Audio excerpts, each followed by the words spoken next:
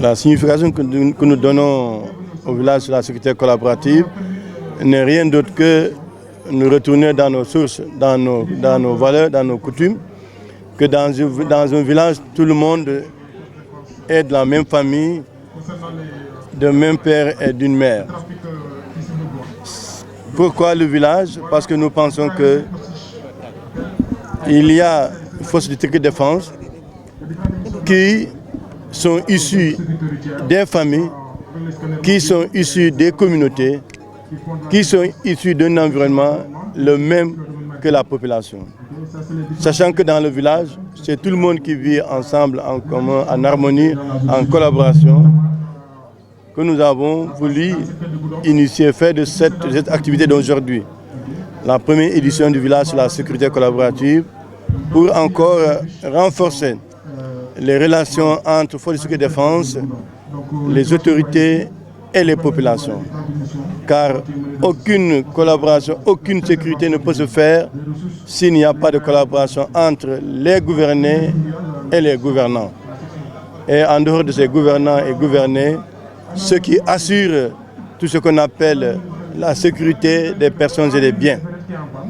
Donc, nous voulons profiter de l'occasion pour remercier USIP, remercier INL, qui est le partenaire, mais également remercier l'État américain pour cette belle initiative en nous permettant, depuis 2019, de travailler sur ce qu'on appelle la sécurité collaborative, qui n'est rien d'autre que améliorer les relations entre forces de défense et les populations, améliorer la communication, mais amener la population à comprendre quels sont les rôles et missions de FDS, mais également pourquoi la population, pourquoi la communauté doit contribuer à améliorer cette sécurité, car sans la population, les forces de sécurité et de défense ne pourront pas elles seules faire ce travail-là.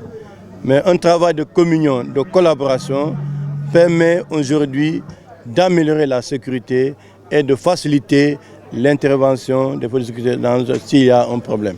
Donc c'est pour cela que nous avons choisi de commun accord la première édition du village de la sécurité avec le comité communal ici à Goudomp pour inviter la région de Kolda, la région de Ziguinchor, la région de Sédhiou, la Gambie, la Guinée-Bissau, inviter les FDS. Et je profite de l'occasion pour remercier les différentes hautes autorités de l'armée, la gendarmerie, des eaux et forêts, des ASP, des sapeurs-pompiers, etc.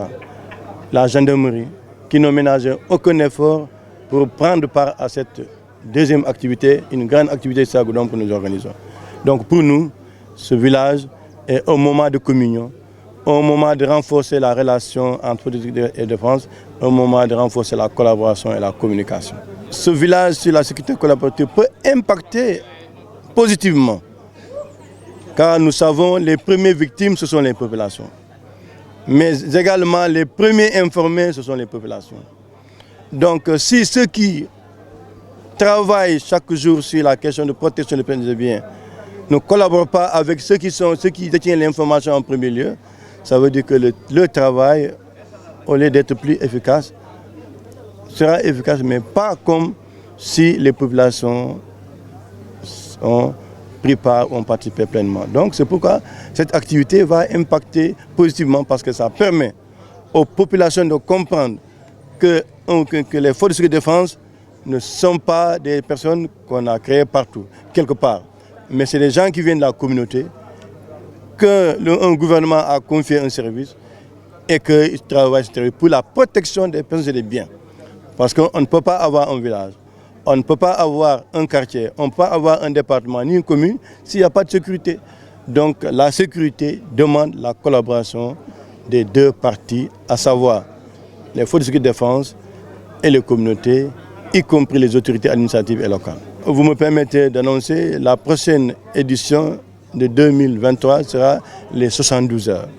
Nous allons revenir, nous allons organiser les deuxièmes 72 heures. Maintenant, ce sera où?